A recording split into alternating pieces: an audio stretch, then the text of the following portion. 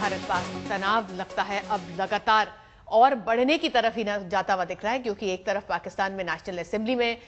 प्रस्ताव पारित किया गया जिसमें भारत की भर्त्सना की गई और यह कहा गया कि भारत सीज फायर का उल्लंघन कर रहा है, तो दूसरी तरफ अब भारतीय संसद में भी पाकिस्तान की निंदा की जाएगी, प्रस्ताव पारित होगा। ये फिलहाल खबर आ रही है कि भारत में संसद में भी इस मुद्दे को उठाया जाएगा, पाकिस्तान की निंदा की जाएगी। फिलहाल नवाज शरीफ जब प्रधानमंत्री बन के आए थे उसके बाद से जिस तरह की बातें वो लगातार करते आ रहे थे कि दोनों देशों के बीच शांति बहाली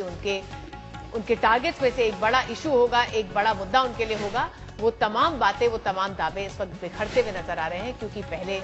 एलओसी पर सीज फायर का उल्लंघन और उसके बाद अब जो तल्खी बयानबाजी दोनों देशों के बीच चल रही है उसे देख के लगता है कि माहौल फिलहाल खराब होने की दिशा में ही ज्यादा जा रहा है, क्योंकि बयानबाजी अब इतनी बढ़ चुकी है कि दोनों देशों की संसद तक बात आज पहुंची है और संसद के अंदर बाकायदा दोनों देश एक दूसरे की निंदा कर रहे हैं। वैसे आपको बता दें कि आज पाकिस्तान का इंडिपेंडेंस डे है, पाकिस्तान की आजादी का दिन है और इस मौके पर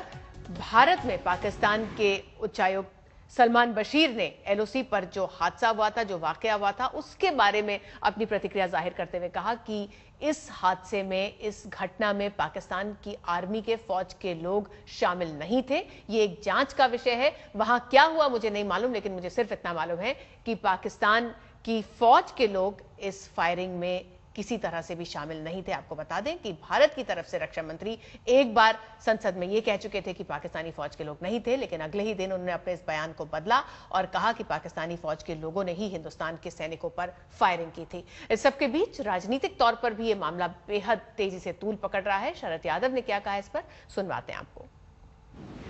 सारे सदन के लोग इसमें बेचैन हैं। ये इन लोगों ने जो फैसला दिया है, ये सुपर स्पेशलिटी और स्पेशलिटी इसका पोस्ट होगी, कौन नहीं होगी। और ये मामला जो सुप्रीम कोर्ट है, अल्तमस कबीर चीफ जस्टिस ने जाते समय एक दिन पहले इस तरह का फैसला किया जिसमें आदिवासी, दलित और पिछड़ों का पूरी तरह से समाप्त करके और सी और डी में अकेले बचने दिया। मंत्री जी कपिल सिब्बल जी, सरकार को इस पर जवाब देना चाहिए कि इसमें क्या रास्ता निकाला जाएगा, कौन रास्ते से यह खत्म किया जाएगा। ये इतना बड़ा मामला है कि 85% लोग हैं और इनके हक जो है वो सुप्रीम कोर्ट एक बार नहीं 5-5, 6-6 बार इसको उठाने, इसको वापस इसके ऊपर दखल करने का काम करती है। इन्हें